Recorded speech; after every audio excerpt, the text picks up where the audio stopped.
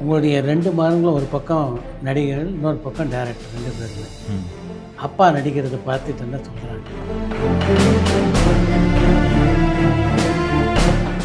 அடுத்து படம் எடுக்க போகிறார் அவர். அதுக்கும் பழைய பாட்டு தான் தேடிட்டு இருப்பாரா, இல்லாட்டி புதுசாக பாட்டு எழுதுவாரான்னு தெரியல. உங்களுக்கு பல வெற்றி பாடல்களை கொடுத்த இளையராஜாவை எப்போ சமீபத்தில் சந்திச்சிங்க? முழுக்க ஆதிக்க ரவிச்சந்திரனை குறை சொல்கிறத தாண்டி நான் நினைக்கிறேன், இந்த குழுவிலேயே இருக்கவங்க சார் இதை பற்றி ஒரு வார்த்தை அவர்கிட்டயே கேட்டுடலான்னு சொல்லியிருந்தா இப்போ இல்லை நான் போக மாட்டேன்னு சொல்லக்கூடிய இயக்குனராக அவர் இருந்திருக்க மாட்டார்.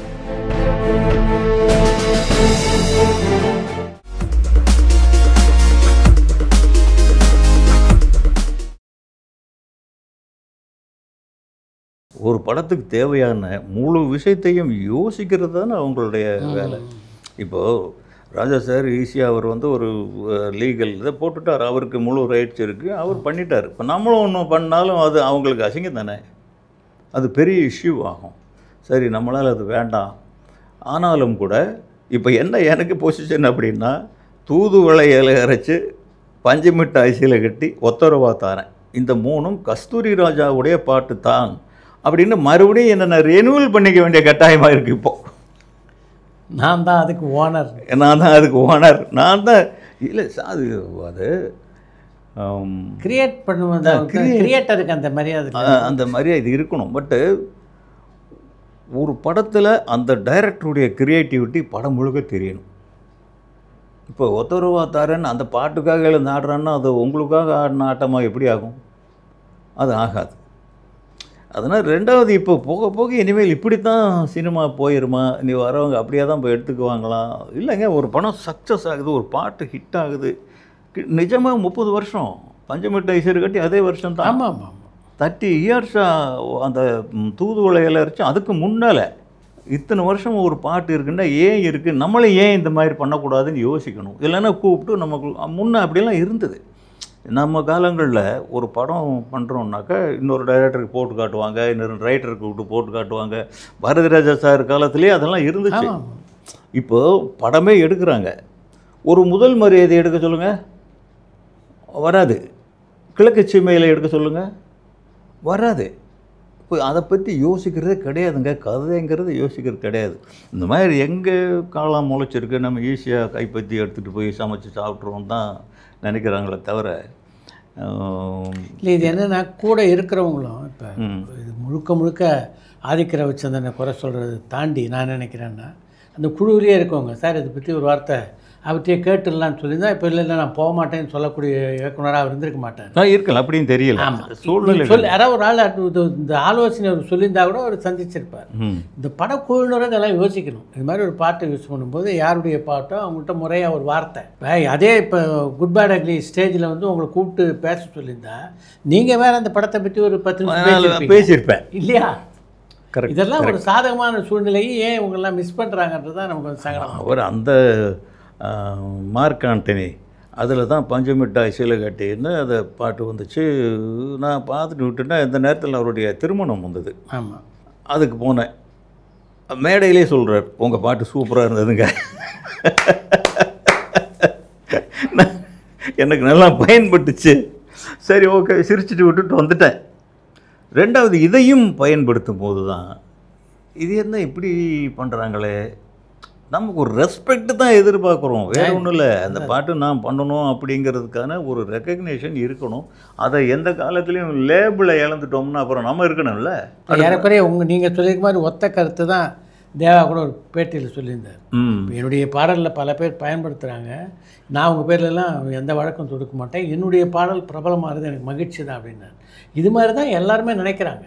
ஆனால் அதுக்கு ஒரு உரிய அங்கீகாரத்தை அவருக்கு கொடுத்துருக்குறது இல்லை சார். அவங்களுக்கு என்ன இருக்குன்னா, இவெல்லாம் ஒரு டைரக்டரா, இவங்ககிட்டலாம் நம்ம போய் பேசுகிறதா, இவங்களுக்கெல்லாம் என்ன தெரியும், இவங்களால் நம்மளை என்ன பண்ண முடியும், இந்த இதில் தான் இருக்காங்களோன்னு எனக்கு தோணுது. நான் இன்னும் அந்த படத்தை பார்க்க கூட இல்லை, குட் பேட் அக்லிங்கிறத படம் வந்து சுமாராக தான் சொல்கிறாங்க, ஆனால் கலெக்ஷன் நல்லா இருக்குன்னு சொல்கிறாங்க. பட் இந்த பாட்டு வந்து அதில் எப்படின்னா இவங்களுக்கு தெரியாமல் போச்சுங்கிறது எனக்கு ஒன்றுமே புரியல. ஒரு ஃபோன் பண்ணி எனக்கு அதுக்கப்புறம் நான் இந்த ஆதிக் ரவிச்சந்திரன்கிட்ட பேசணும்னு பல முறையில் ட்ரை பண்ணேன். முயற்சி பண்ணீங்களா? முயற்சி பண்ணேன் பேசுகிறதுக்கு. லைன்லேயே வர மாட்டேங்கிறாரு. லைன்லேயே வர்றதில்ல.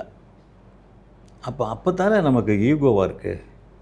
இப்போ நம்ம ஒன்றும் அவரோட வயசில் கம்மியானவன் கிடையாது, அவரோட அதிகமான சர்வீஸ் நமக்கு கிடையாது. இவர் இத்தனை கோடி ரூபா செலவு பண்ணி முனகி ஒரு ஹிட்டு கொடுத்துருக்காரு. நம்ம ஒத்தாருங்கிறது ஒரு வருஷம் ஓடின படம், ஒரு வருஷம் ஓடுற படமெல்லாம் எடுக்க முடியுமா?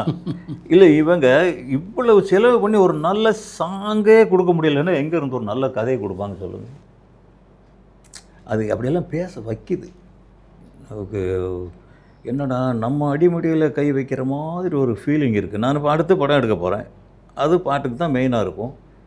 ஏன் பறந்து கிடக்கு. இவங்க ஒரு ட்ராவல் அப்படியே வில்லேஜ் பக்கம் சுற்றிட்டு வந்தாங்கன்னா இதேமாதிரி பாட்டு கிடைக்கும். இனி உங்களுடைய பாடல்களை பயன்படுத்துகிறவங்களாவது முறையாக, என்னுடைய பாடல்கள் இல்லை, பொதுவாக இது மாதிரி பழைய பாடல்களை நல்லா பயன்படுத்துங்க. அதில் அந்த 2 பேரும் சொன்ன வாசகம் தான் எனக்கு ஒன்றும் புரியல. நாங்கள் எங்கே ரைட்ஸ் வாங்கணும் அங்கே வாங்கிக்கிட்டு தான் பண்ணியிருக்கோம். ஏன் நான் அங்கே வாங்கியிருக்கேன், இவர்கிட்ட சித்ரா லட்சுமணன்கிட்ட வாங்கியிருக்கேன், கஸ்தூர் ராஜாக்கிட்ட வாங்கியிருக்கேன், அதை சொல்ல மாட்டேங்கிறாங்க. அது என்னன்னு தெரியல. அந்த ரைட்ஸ் வாங்கினவரும் நம்ம தொடர்பு கொள்ளலை. ஆக எங்கேயோ ரைட்ஸ் வாங்கியிருக்காங்க. பட் வரிகள் தனி சொந்தம். அது வந்து ஆடியோ ரைட்ஸுக்குள்ளே வருமாங்கிறது எனக்கு தெரில. அப்படி எங்கேயாவது அதெல்லாம் கையெழுத்து போட மாட்டோம். அப்படின்னா நான் படம் பண்ணேன் 3 பண்ணும்போது தெலுங்கில் டப் பண்ணோம் அந்த படத்தை. அப்போது இவங்க சோனி ரிலீஸ் பண்ணியிருந்தாங்க. அவங்க வந்து லிரிக் ரைட்டர்கிட்ட ஷைன் வாங்கி கொடுங்க, நோ அப்ஜெக்ஷன் வாங்கி கொடுங்க. அது எதுக்கு சார் நான் போய் அவங்ககிட்ட கேட்கணும்? இல்லை டப் பண்ணும்போது இஷ்யூ வந்துடும், வாங்கி கொடுங்க. நான் ஷைன் வாங்கி கொடுத்தேன். இவங்க அப்படி வாங்கி வரிகளை ட்ரான்ஸ்லேட் பண்ணுறது, ஆமாம், டப் பண்ணிக்கிறதுக்குன்ட்டு. இப்போ இவங்க அப்படி வாங்கியிருக்கணும்ல. சில முறைகள் இருக்குது சார். எல்லாமே ஒத்து போய் ஃப்ரெண்ட்ஷிப்பை தோளில் கை போட்டு, இல்லை அவருக்கு பேச சங்கடமாக இருக்கா பிரபு சார்கிட்டே சொல்லி, இல்லாட்டி யாரும் ஒரு சொல்லி, யார் உங்களுக்கு நெருக்கமோ அவங்கள கூப்பிட்டு எங்கிட்ட நானே என்ன எல்லாத்துக்கும் நெருக்கமாக தானே ஓப்பனாக தானே இருக்கேன், வந்து பேசி உங்கள் பாட்டு நாங்கள் யூஸ் பண்ணிக்கிறோம் சார், அந்த பாட்டு நல்லா இருக்குது, எனக்கு தேவைப்படுது. படம் வரும்போதாவது படத்தை கூப்பிட்டு காமிச்சு ஒரு சந்தோஷப்பட்டுப்போமா இல்லையா? பரவாயில்ல, அஜித்குமார் படத்தில் என் பாட்டு இருக்குது அப்படின்னு. அஜித்குமார் கூட அதை நாலேஜுக்கு கொண்டு வந்திருக்கலாமோ அப்படின்னு தோணுது. ஏன்னா அவ்வளோ பெரிய ஹீரோ. இப்போ அவரை பற்றி அதனால தானே இவ்வளோ பெரிய பாப்புலர் ஆகிருக்காது. ஒரு வார்த்தை அவர்கிட்ட சொன்னீங்கன்னா அப்படின்னு கேட்டிருக்கலாம். ஆமாம், ஏப்பா நீங்கள் எதுவும் கேட்டிங்களா, ரைட்ஸ் வாங்கினீங்களா, என்ன எதுன்னு கேட்கணும். பட் அவருடைய வேலை இல்லை அது நம்ம சொல்லக்கூடாது. இவங்களுக்கே அது வேணும் சார். என்ன வருதுன்னா, வர்ற இளைய சமுதாயத்து மேலேயே ஒரு சந்தேகம் வருது. நீ அடுத்து படம் எடுக்க போகிறார் அவர், அதுக்கும் பழைய பாட்டு தான் தேடிட்டு இருப்பாரா, இல்லாட்டி புதுசாக பாட்டு எழுதுவாரான்னு தெரியல. எத்தனை பாட்டுங்க ஒரு படத்தில் பழைய பாட்டு யூஸ் பண்ணுறது? எத்தனை பாட்டு நீங்கள் படம் பார்த்தீங்களா? நிறைய பாட்டு இருக்கு, பல பாட்டு. பிறகு அப்புறம் புதுசாக எதுக்கு பாடல் ஆசிரியருக்கு பணம் கொடுக்கணும்? இல்லை, அதெல்லாம் கொடுக்கணுங்க. இப்போ அந்த இடத்துல ஒரு பாட்டு போடுறாங்க, முழு பாட்டும் வருது. அப்படிங்கும்போது தான் மனசு கொஞ்சம் வலிக்குது. அதுக்காக நம்ம பட்ட துயரங்கள் இருக்குது பார்த்தீங்களா? இவங்கள மாதிரி ஈஸியாக டக்கின் பண்ணிவிட்டு அழகாக போய் நின்று ஸ்டைலாக எடுத்து நம்ம வந்துடல. கடன் வாங்கி கந்து வட்டிக்கு வாங்கி படம் பல தடவை ரிலீஸ் தேதிகள் தள்ளி போய் அப்போல்லாம் ஒவ்வொருத்தரும் என்ன பேசுவான்னு உங்களுக்கே நல்லா தெரியும். அப்படி ரிலீஸ் பண்ண ஒரு படத்தை, ஒரு பாட்டை சட்டுன்னு தூக்கி அப்படி எடுத்து வச்சுக்கிட்டு ஈஸியாக போயிட்டா அது என்ன, எப்படி நாளைக்கு தொழில் பண்ணுறது? Too bad. அவங்களுக்கு என்ன சொல்கிறதுன்னு தெரில.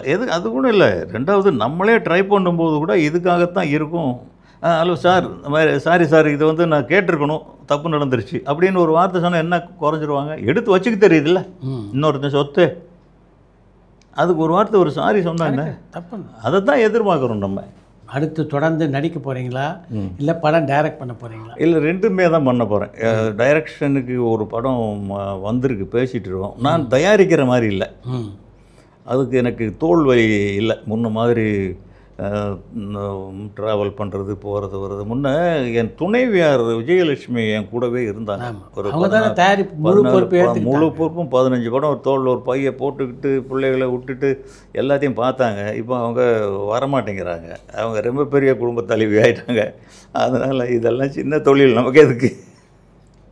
இல்லை அவங்களுக்கு ஹெல்த்து வந்து இந்த மாதிரி ட்ராவல் பண்ண பசங்க பேரன் இப்படி ஆயிடுச்சு. அதனால் நானும் 2 சின்ன சின்ன படங்கள் எடுத்தேன். ம் செட் ஆகலை.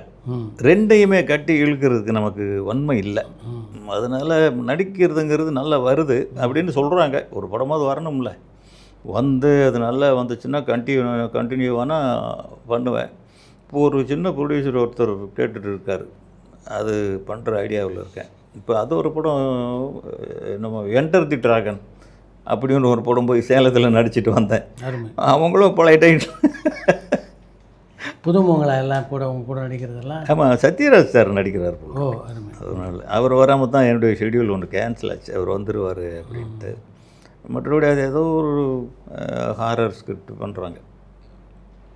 ஃபுல் லென்த் காமெடின்னு சொன்னாங்க. என்ன வருதோ இறைவன் நம்மளை எங்கெங்கே கூட்டிகிட்டு போகிறோன்னு போக வேண்டியது. என்ன இதில் மகிழ்ச்சி அடைய வேண்டியது இருக்குன்னா, இந்த மாதிரி இயக்குநர்களுக்கு நம்ம சொல்லிக்கிறது என்னென்னா, ஒரு தொழிலை நம்ம எப்படி நேசிக்கிறோமோ, எப்படி அதில் ஈடுபடுறோமோ அப்படி தான் அது நம்மளை கொண்டு போகும். இன்றைக்கி நான் பெரிய அச்சீவ் பண்ணவும் இல்லை, ஒன்றும் பண்ணல. என் பிள்ளைங்க என்னை விட ரொம்ப பெருசாக சாதிச்சிட்டாங்க. அதனால் இவனுக்கு எதுக்கு இந்த வேலைன்னு தான் எல்லோரும் கேட்குறாங்க. அதான் வந்துட்டார். இப்போ முன்னெல்லாம் கஸ்தூர் ராஜா பசங்கன்னு சொல்லுவாங்க.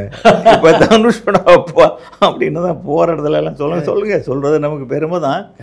இல்லை, அதுக்கும் கஷ்டம்தான். தொழுவது இளமையெல்லாம் அவங்களுக்கு கூட தெரிஞ்சிருக்குது. எத்தனை ரிலீஸ் டேட்டு தள்ளி தள்ளி தள்ளி தள்ளி போகிறது அப்படின்னு. ஆனால் எனக்கு ஒரு பக்கம் பெருமையாக இருக்குங்க. இன்றைக்கி வந்த மாரி செல்வராஜ், இன்றைக்கி வந்த ஆதிக் ரவிச்சந்திரன், இந்த 2 பெரும் இயக்குநர்களுக்கும் ஒரு சாதாரண பட்டிக்காடு டைரக்டருடைய பாட்டு பலமாக இருந்திருக்கு பாருங்கள். அதுவே ஒரு பெருமை தான். அது எனக்கு பெரிய பெருமை. இதை ஒரு வார்த்தை சொல்லி சுமூகமாகவே போயிருந்தோம்னா, நானே கட்டின நம்ம 10 பொண்ணை தார் வார்த்து கொடுத்த மாதிரி கொடுத்துருப்பேன். நல்லா வாங்க ஐயா, அவங்க யூஸ் பண்ணுங்க நல்லா அப்படின்னு சொல்லியிருப்பேன் நான். அது தெரியலைங்க. இன்றைக்கி தெரியலன்னு சொல்லணும் அவங்களுக்கு. அதை பற்றிலாம் கேர் இல்லை. எங்கேயோ ஒரு பாட்டுக்கு எடுத்து வை, எவனோ உண்டு ரைட்ஸ். அந்த ரைட்ஸுக்குள்ளே என்ன இருக்குது, எது இருக்குது, பாடல் வரிகள்னு எப்படி வரும்? அதில் பாடலும் நான் தான், பாட்டும் சேர்த்துன்னு ஆடியோ ரைட்ஸ் கொடுக்கவே மாட்டோம். மற்றதெல்லாம் போடுவாங்க. அந்த இதில் போடுவோம், மொபைல் ரைட்ஸ் போடுவோம், என்னென்னமோ போடுவாங்க. பாடல் வரிகள் தனி. இல்லை, அதில் இருக்குது இல்லைன்றது ஒரு அணுகுமுறை தானே. ஒரு முறை குட் பேட் அக்லியில் பாடல் கஸ்தூரி ராஜான்னு வந்தது இன்றைக்கி அஜித் படத்தில் அப்படின்னா, நிஜமாவே உங்களுக்கு ஒரு மன நிறைவு தான். மன நிறைவு, ஒரு பெருமை. அதுக்கப்புறம் 4 பேர் பாட்டு எழுத கூப்பிடலாம். இப்படியெல்லாம் தான் ஒன்று மூலமாக ஒன்று தானே சார் வர்றது. இல்லை, கலைஞர்களை பொறுத்த வரைக்கும் பெரும்பாலும் எவ்வளோ கோடீஸ்வரலாக இருந்தாலும் எதுக்கு விருதுகளுக்கு ஆசைப்படுறாங்க? இது ஒரு அங்கீகாரம். ஒரு விருதுன்றது ஒரு அங்கீகாரம். அது மாதிரி இது ஒரு ரெக்கக்னேஷன். கலைஞர்கள் எல்லாருமே இது போன்ற அங்கீகாரத்துக்கு ஆசைப்படுறவங்க தானே. ஆமாம், அதுதான் நீங்கள் கேட்குறது. அதில் இன்னொரு இதுவும் மாற்றுக்கிறது என்ன எனக்கு தோணிடுச்சுன்னா, ஒருவேளை அந்த பாடல்களுடைய உண்மையான தரம் இப்போ தான் நமக்கே தெரியுதோ அப்படின்னு தோணுது. இவ்வளவு பெரிய பாட்டுக்கலாம் அப்படின்னு. ஏன்னா தூதுவளை நான் ஒரு நாள் இங்கே சென்னை சிலம்புக்குள்ளே நைட்டில் ஷூட் பண்ணிகிட்டு இருந்தேன். அப்போ திடீர்னு தூதுவளை இலை அரைச்சின்னு எங்கேயோ பாட்டு கேட்குது. நைட்டு 3 மணிக்கு. இது ஏன்டா வச்சுருக்கான் இந்நேரத்துலன்னு பார்த்தா, ஒருத்தன் அது பாட்டில் மொபைலில் போட்டு விட்டு தூங்கிட்டு இருக்கிறான். அவ்வளவு தாக்கம் இல்லை. தேவாவையும் சாதாரணம் சொல்ல முடியாது. அவர் தானே அதில் மேஜர் 2. சாதாரணம் சொல்ல முடியாது. அவர் உழைச்ச உழைப்பும் இதுவும் அது ஊர்கி ரத்தம் கசிஞ்சு வர்றதுங்க. அது ஒரு ட்ராப் பிளட்டு கூட எவ்வளோ இன்வால்வ்மெண்ட், அந்த எவ்வளோ பெரிய ஜாப்புங்க அது. கம்போஸ் பண்ணி, அப்புறம் அதுக்கு பாட்டு எழுதி, அப்புறம் அதுக்கு ஆர்கெஸ்ட்ராலாம் சேர்த்து, அப்புறம் அவங்க டியூன் பண்ணி, அப்புறம் ரெக்கார்ட் பண்ணி, அதுக்கப்புறம் வாய்ஸ் மிக்ஸ் பண்ணி, இவ்வளோ வேலையும் ஒருத்தன் போஸ்ட்குன்னு எடுத்தான் படத்தில் வச்சுக்கிட்டு போயிடுறான்னா இது எப்படி? அதை யோசிக்க வேணாமா? ஐயோ இல்லை, அவங்களாம் உழைச்சிருப்பாங்க, அவங்களுக்கு உரிய ரெஸ்பெக்ட் நம்ம கொடுக்கணும் அப்படின்னு நினச்சிருக்க வேண்டாம். அது நினைக்கல.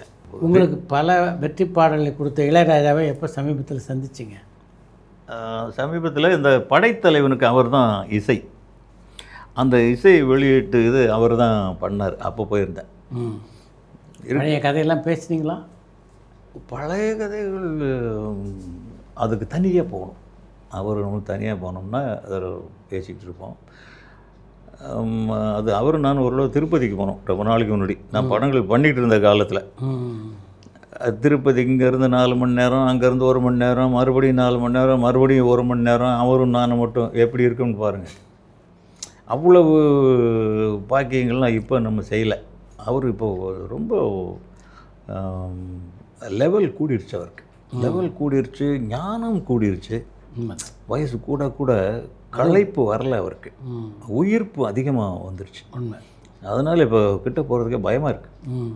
என்ன நம்ம போகும்போது என்ன செஞ்சுட்டு இருப்பார், சிம்போனி எழுதுறாரு. 82 வயசில் அவர் இங்கேருந்து லண்டன் போய் லண்டன் திருப்பி வந்து டெல்லிக்கு போய் டெல்லியிலேருந்து இங்கே நம்மளால் முடியுமா? நம்ம கார் எடுத்துகிட்டு வெளியில் கிளம்புனாலே இருங்க போதுங்க சுத்தாதீங்க அடிக்கடி இப்படிங்கிறாங்க. அவர் இவ்வளவு பண்ணுறாருன்னா அது வேறங்க, தெய்வ பிறவி. அவர் மனுஷ பிறவியெல்லாம் கிடையாது. இல்லாட்டி சாதாரணமாக வராது, டயர்ட் ஆகிடுவாங்க. அந்த ஃபிசிக் அவர் எப்படி காப்பாற்றிட்டு இருப்பார் பாருங்க. முக்கியமான காரணம் ஏஆர் ரஹ்மான் சொன்ன மாதிரி இந்த சினிமா உலகத்துக்கே உள்ள எந்த பழக்கமும் தன்னை அண்டாத அவர் பார்த்துக்கிட்டதும் ஒரு காரணம், ஒரு பெரிய காரணம், ஒரு பெரிய காரணம்.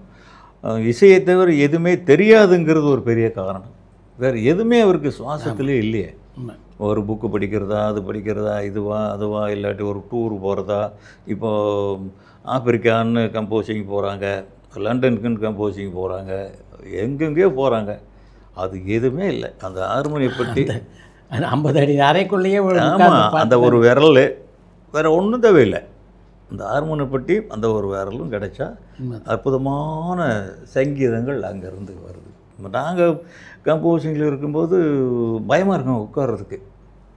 தேவாகிட்ட போனால் ஒரு காதலியை பார்க்க போகிற மாதிரி போவேன். அவர் ரெக்கார்டிங்னா அவர்கிட்ட போய் நம்ம என்ன வேணாலும் பேசலாம், பழகலாம். இவர்கிட்ட போகும்போது ஒரு யூனிவர்சிட்டிக்கு போகிற மாதிரி ஒரு ஃபீலிங் இருக்கும். அவர்கிட்ட போகும்போது ஒவ்வொரு அசைவும் ஒரு பாடமாக நமக்குள்ளே மண்டையில் ஏறும். அந்த அளவுக்கு அவர் அதெல்லாம் ஒரு பாக்கியம். முதல் படத்துக்கு அவர் நமக்கு கிடைச்சது. இந்த வாழ்க்கை, இவ்வளோ பெரிய வாழ்க்கை அவர் கொடுத்தது தான். அவர் இல்லைன்னா நமக்கு அந்த படம் என்றா சாமன் மனசில் இல்லை, அது பூராமே அமைஞ்சுது எனக்கு. நான் அது கடவுள்கிட்ட வேண்டிக்கிட்டே அலைஞ்சேன். கடவுளே இதுக்கு ஒரு புதுமுகங்களாக நடிக்கிற மாதிரி இருக்கணும், அவங்களே படத்தை ரிலீஸ் பண்ணுற கெப்பாசிட்டி இருக்கிறவங்களாக இருக்கணும், இளையராஜா மியூசிக் கிடைக்கணும். அப்போல்லாம் இளையராஜா அண்ணாந்து பார்த்தாலும் கண்ணுக்கு தெரிய மாட்டார், அவ்வளோ உயரம். எல்லாரும் இளையராஜாவை நோக்கி பயணம் பண்ணி. ஆமாம். ஆனால் என்னன்னு தெரியல, நமக்கு கடவுள் போட்ட வரம் அது மூணுமே அமைஞ்சது. அதில் ராஜ்கரன் ப்ரொடியூசர், அவரே பெரிய டிஸ்ட்ரிபியூட்டர், இளையராஜா மியூசிக் டைரக்டர். கடைசியில் ராஜா சார் தான் அந்த படத்தை வாங்கி ரிலீஸ் பண்ணாருன்னு கேள்விப்பட்டேன். அதை ராஜ்கரன் ரிலீஸ் பண்ணல, அவர்கிட்ட தான் வாங்கி ராஜா சார் தான் ரிலீஸ் பண்ணார். அது வருது. இன்னும் மறுபடியும் ஒரு படத்துக்கு அவரை தான் பண்ணணும்னு நினச்சிட்டு இருக்கேன். அவருக்கு டைமிங் இருக்கணும், நமக்கு டைமிங் இருக்கணும். எனக்கு என்னை நம்பி படம் எடுக்கிறவன் அந்த கண்ட்ரோலுக்குள்ளே இருக்கணும். ரொம்ப பட்ஜெட்டுங்கிறது தேவைன்னா, ரொம்ப பெரிய பட்ஜெட்டில் எடுத்தேன்னா குட் பேட் அக்லி மாதிரி ஒரு பட்ஜெட்டில் எடுத்தேன்னு வச்சுக்கோங்க. அந்த படத்தை நான் போய் அதுக்காக எங்கேருந்து பழைய படத்தை தூக்கி போடவும் முடியாது. அப்படி இருக்குது கதை. உங்களுடைய 2 மகன்களும் ஒரு பக்கம் நடிகர்கள், இன்னொரு பக்கம் டைரக்டர், 2 பேருமே. அப்பா நடிக்கிறத பார்த்துட்டு என்ன சொல்கிறாங்க? அவங்க இதெல்லாம் எதுக்கு அவருக்கு அப்படிங்கிறாங்க. இதுக்கு எதுக்குமா வீட்டில் இருக்க சொல்லுங்கள். அப்பா அம்மாவை கூட்டிகிட்டு சுவிட்சர்லாந்து போங்கப்பா, அம்மாவை கூட்டிகிட்டு ஃப்ரான்ஸுக்கு போங்கப்பா, ஜப்பானுக்கு போங்கப்பா, எங்கே இருக்கேன்னு மட்டும் சொல்லுங்கிறாங்க. அவங்க அம்மா ஏர்போர்ட்டை வரை கூட எங்கூட வரமாட்டேங்கிறாங்க. அப்படியா? அவங்களுக்கு இந்த பேர பிள்ளைங்க மகளுங்க காலையில் இந்த ஃபோன் எடுத்து வச்சுக்கிட்டு அப்படி உட்காந்தாங்கன்னா இந்த 4 பேரும் லைனில் வருவாங்க. பசங்களோட பேசுறதுக்கே பொழுது போயிடும். சூப்பர். அதை விட்டுட்டு அந்த அது ஒரு நிறைவான வாழ்க்கைங்க. அதுக்கு மேலே என்ன? அதை விட்டு நமக்கு என்னென்ன டைரக்டராக இருந்ததுனால சுற்றிக்கிட்டே இருக்கணும், இயற்கையை பார்க்கணும், எழுதணும். ஏதாவது இப்போ 3 நாவல் போட்டுட்டேன், இனி ஏதாவது எழுதணும். சும்மா இருக்க முடியாது, சும்மா இருந்தால் பைத்தியம் பிடிச்சிடும். பட் அவங்களுக்கு சும்மா இருக்கணும். இது ரெண்டும் சேராமல் இருந்தாலும் தாம்பத்தியம் ஒரே நேர்கோட்டில் போயிட்டுருக்கு. அது அந்த காலத்தில் எல்லாமே அவங்ககிட்ட இருந்து வந்தது தானே. அவங்க இல்லைன்னா படம் எடுத்துருக்க முடியாது நம்மளால். நாட்டுப்புற பாட்டில் குஷ்பு அவ்வளோ தூரம் அண்டர்ஸ்டாண்டிங்காக ஒர்க் பண்ணுறதுக்கு ஒரு காரணம் அந்த அம்மாவும் கூட. 2 பேரும் நெருங்கின நண்பர்கள் ஆகிட்டாங்க. அதனால் பணம் வேணான்னு சொல்லுவாங்களா, சொன்னாங்க அந்த அம்மா. எல்லாமே அந்த நேரத்தில் அமைஞ்சது. இன்றைக்கும் அமையும். ஒரு படம் இப்படி தான் எடுக்கும் டிசைட் பண்ணால் திங்க் பண்ணேன், என்ன சிச்சுவேஷன், அதில் என்ன வேணும், மியூசிக் டைரக்டருக்கு எக்ஸ்பிளைன் பண்ணால் அவன் சாதிக்கிறதுக்கு காத்துக்கிட்டு கிடக்கிறான். அவனை சின்ன பையன் வேறு. எல்லாருமே இன்றைக்கி யங்ஸ்டர்ஸ் தானே. ராஜா சார் தவிர எல்லோரும் யங்ஸ்டர்ஸ் தான். அவங்கக்கிட்ட எக்ஸ்பிளைன் பண்ணுங்கள், வேலை வாங்குங்க, ஆர்கியூ பண்ணுங்கள். எனக்கு ராஜா சாரோட பல இடங்களில் இது சின்ன சின்ன கருத்து மோதல் வந்துடும். ஆனால் அவர் ஜெயிச்சுட்டு நம்ம என்ன நினைக்கிறோமோ அதைத்தான் பண்ணி கொடுப்பார்.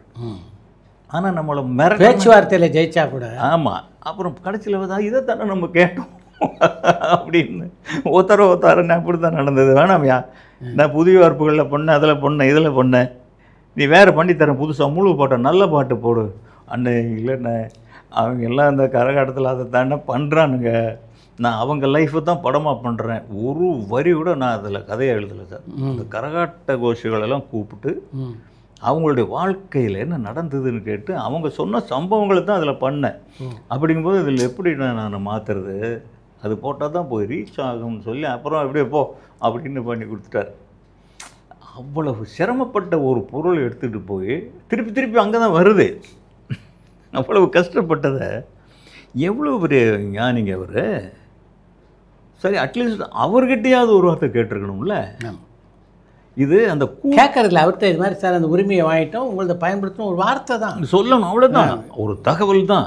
மற்றபடி இளையராஜாவை கூட இந்த வழக்கை தொடுத்திருக்க வாய்ப்பு இல்லை. ஆமாம் ஆமாம் ஆமாம். இல்லை, இது அவருக்கு தான் சாதகம், எல்லாத்தையுமே தவிர்த்துருக்கலாம். இல்லை, அவருக்கு தான் சாதகமாக தீர்ப்பாகும்னு சொல்கிறாங்க. 2 அட்வொகேட் கூட சொன்னார், நீங்கள் கிளைம் பண்ணுங்க உங்களுக்கு வந்துடும் அப்படின்னாரு. எனக்கு அந்த சென்டிமெண்டல் இது ஒன்று இருக்குது. நம்ம ப்ரொடியூசரை எவ்வளோ கஷ்டப்பட்டோம், யாரோ தெலுங்குக்காரன் அந்த ப்ரொடியூசர், அவர் அங்கே இன்னொரு தயாரிப்பாளர் நம்மளால் பாதிக்கக்கூடாதுங்கிறது ஒரு நார்மல். நம்ம வந்து இன்னும் நம்ம மறுபடியும் ஜெயிப்போம். இதில் இருந்தாவது அவங்க இந்த மாதிரி இந்த வேலைகளை விட்டுட்டு வேறு புதுசாக. நான் ஒரு கேள்வி தான் கேட்குறேன். 30 வருஷமாக 30 வருஷத்துக்கு அப்புறம் என்னுடைய பாடல்கள் பேசுது. உன்னுடைய படைப்பு 30 வருஷத்துக்கு அப்புறம் பேசுமாங்கிறதுக்கு ஒன்றை கண்டுபிடிங்கிறேன். அதுதானே ஒரு கலைஞனுடைய முயற்சியாக இருக்கணும். புதுமை படைப்பு, புதுமை அப்படின்னு வர்றீங்கள, என்ன இருக்குது? ஒன்றுமே இல்லை. எனக்கு அந்த படத்தை பார்க்கணுன்னு கூட தோணலை. அது என்ன ஏதோ அப்படி இருக்காது. ரொம்ப நன்றி, ரொம்ப நன்றி. பரபரப்பான சினிமா செய்திகள், நட்சத்திரங்களின் பேட்டிகள், சினிமா வரலாறு ஆகியவற்றை பார்க்கவும் படிக்கவும் உங்களுக்கான இணையதளம் tourantalkies.co.